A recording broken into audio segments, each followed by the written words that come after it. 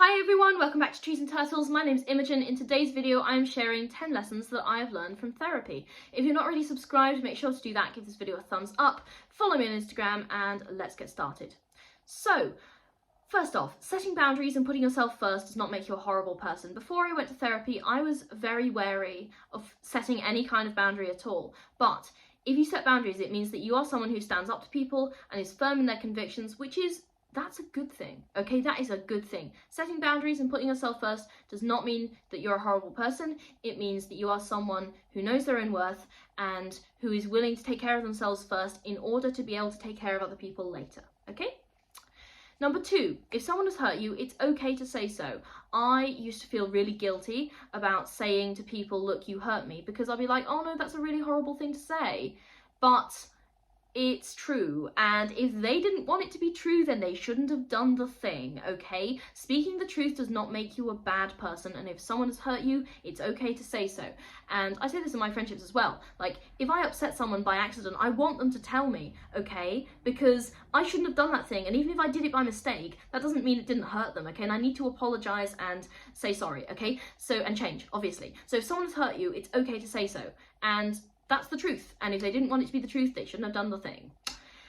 Number three, healing takes time, okay? Healing takes time. I've been in therapy on and off for the best part of 5 years, and does that mean that it's not working? No, I am actually a lot better than I was at the start, and seriously, if you'd been able to see the state I was in when I started therapy, you probably wouldn't want to put me in the hospital, okay? Like, I was in a terrible mental state. I was so bad, and my mental health has improved immeasurably over the past 5 years. So much, okay?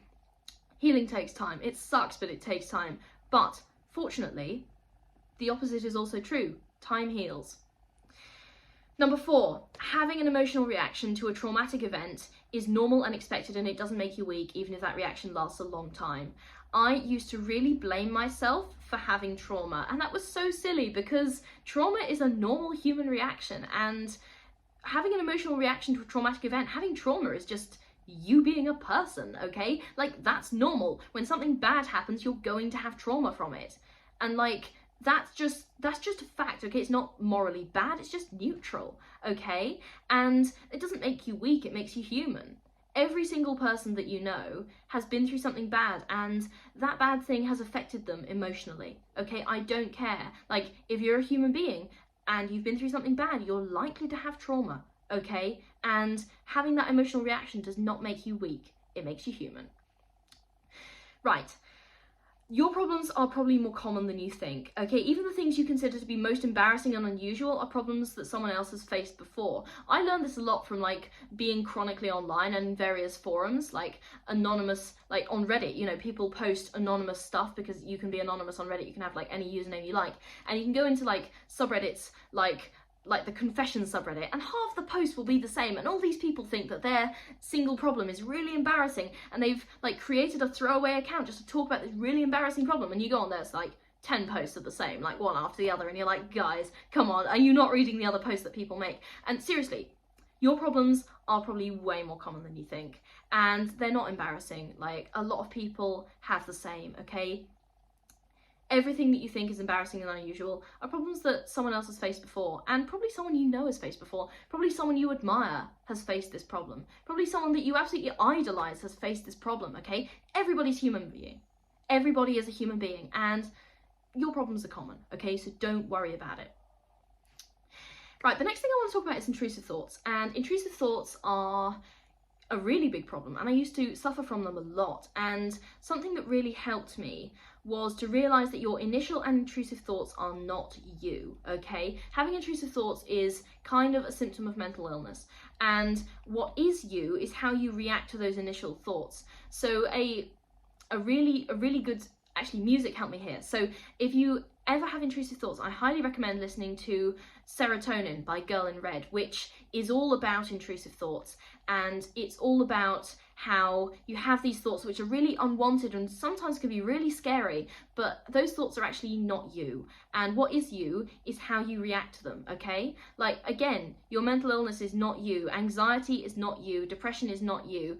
I highly recommend reading any book by Matt Haig, if you want to dive more into how anxiety and depression and any mental illness are not you. They are just like, they're just something that's happening to you. Okay, like you are larger than those problems, and you are larger than any mental illness, and you are larger than any intrusive thought. Okay, so I highly recommend those two things that really helped me. Understanding that, well, three things. Understanding that what is you is how you react to those thoughts. Listen to Serotonin by Girl in Red, and read any book by Matt Haig, and I promise it will help. Okay, if you're worried about not being a good person, then the worry is a sign that you are, okay? Would a bad person worry about whether or not that they're a good person? I don't think so, okay? So worrying about the morality of your actions is something that only good people do. Okay, so if you're thinking about, you know, an interaction that you have with a friend and you're like, oh, I think maybe I was a bit mean, I think maybe I made them feel bad, and I think maybe I'm a bad person. Okay, I guarantee that you're not a bad person. Firstly, you didn't intend to hurt them. And if you said something mean, you can just text them and be like, hey, I'm worried that I upset you. I'm sorry, I didn't intend to. Okay? If you were a bad person, you wouldn't even think about that. You'd probably be like, huh, and move on with your day. Okay? So if you're worried about not being a good person, I guarantee that you are. It's not about you. A lot of the time we overthink what other people are thinking about us, but the chances are they're not thinking about us at all. Like, you might be the center of your own world, you might be the main character in your own story, but chances are you're sure as hell not the main character in other people's stories, unless they're like in love with you or something. But it's most of the time it's really not about you, okay? People are not thinking about you as much as you think they are, and seriously, it's not about you, it's not about you, it's not about you. They're not thinking about you.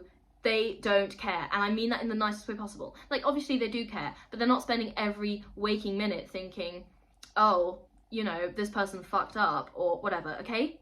It's not about you. Depression doesn't mean you're lazy, and anxiety doesn't mean you're annoying.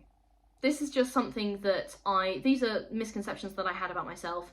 I thought I was lazy because I had depression, and I knew I had depression, but also I thought, oh, it's making me lazy. No, you are ill. And also anxiety, I thought I was annoying, and again, you know, maybe anxiety can be annoying, but I think anxiety was primarily annoying for me, let's be real. Anxiety doesn't mean you're annoying, depression doesn't mean you're lazy, okay? Depression and anxiety are just things that happen to you, and any other mental health condition is just something that happens to you, and it's not your fault, and it doesn't mean you're like, insert bad quality here. You're not, okay? And finally, this is so important, and I hope you've watched this far because I saved the best for last. You can get better, okay? Even with chronic mental health conditions, of which I have multiple, you can reduce the symptoms long enough and far enough to live a very happy and fulfilling life. Now, if you told me this 5 years ago, that I would get better to the extent that I am better right now, like, yes, do my mental health conditions impact my everyday life? Absolutely. They impact my life pretty much every day. But my life is so much better now than it was 5 years ago. My mental health is so much better now than it was 5 years ago. You can get better, and you can get to the point where you wouldn't even believe how much better it can get, okay? So if you'd shown me 5 years ago, I literally would not have believed it, okay? My life is so much better now, okay? You can get better, you can heal, life gets better, okay? I promise. Alright, so those are 10 lessons I've learned in therapy. If you're not already subscribed, make sure to do that, give this video a thumbs up, follow me on Instagram, and I will see you next time. Okay, bye!